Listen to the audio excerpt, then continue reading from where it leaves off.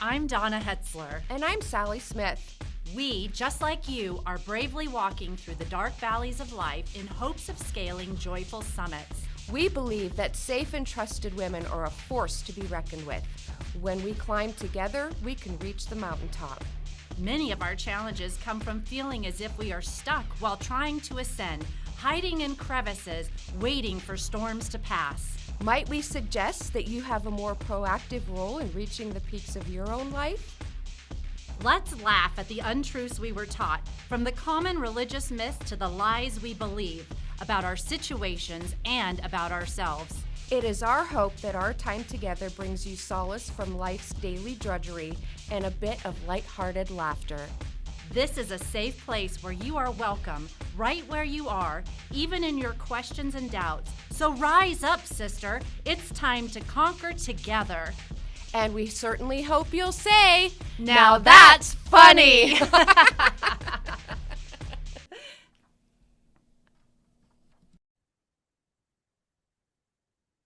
Hello, everybody, and welcome to another episode of That's Funny. I do not have my co-host Sally here today with me, so we are not going to move on to our new topic.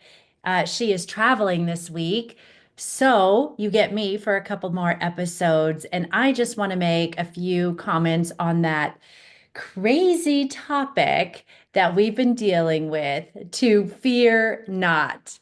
Now that's funny.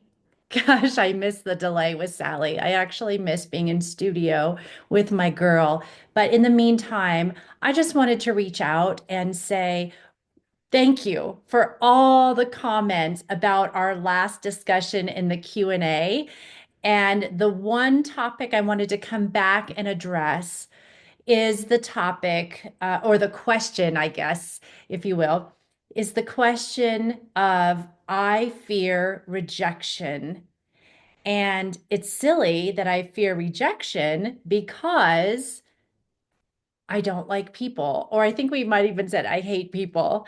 And we've gotten so much response on that. And so I just wanted to pop on and say, while we can have those feelings of, you've just been in relationship and they're messy and sometimes, just you feel like I don't want to do this because it's just too much. And if somebody rejects you, then it definitely compounds how you feel about being in relationships with others.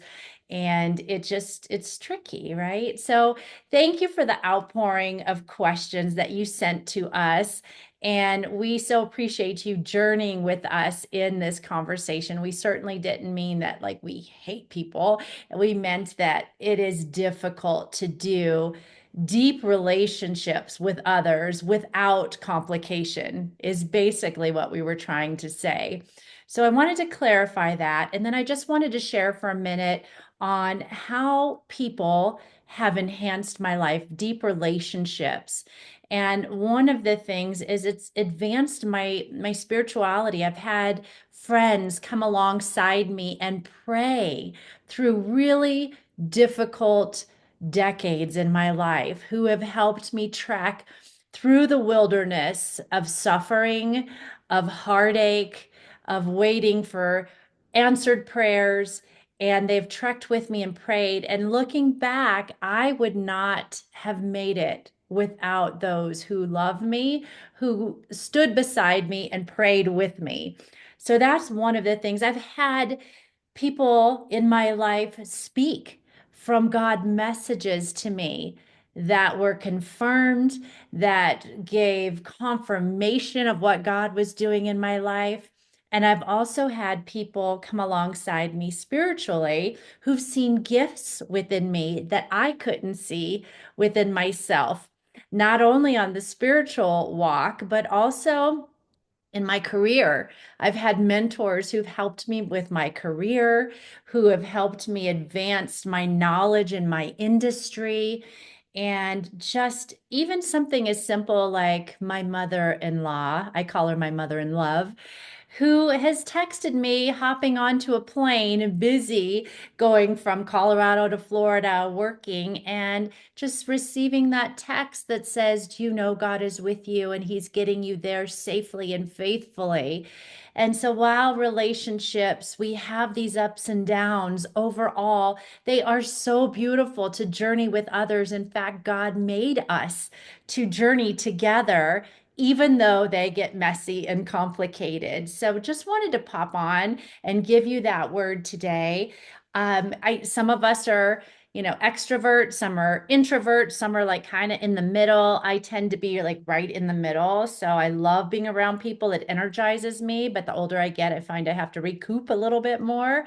And so relationships are important. And even though it's tricky in relationships, one thing I can say is it changes me as a person for the better, even in the difficult parts of those relationships. And so, if you are out there and you're fearful of rejection and being in relationship, what I would say to you is to just try this. Take you out of the equation. Just do life with this person. Don't worry about the rejection. If rejection happens, you are solidified enough in your faith. You are rooted enough where it's not going to move you. It's not going to move you because you know you are a daughter or a son of the king. And so it's not going to change things. Don't take it personally. Give away all the love you have. I believe that we are supposed to give away all of our love and do relationships with others. And I've got this saying in my home that says, love never fails. And this comes from a book. And I'm just putting that out there. So I'm quoting from this book that this quote completely changed the way I see it when I read about it in this particular book. So it says, love, we are told, never fails. I learned this phrase does not mean love never fails to get a positive response, rather, that God's love continues on whether the loved one ever responds or not. And I think that goes right along with what we're saying. We are called to love like God.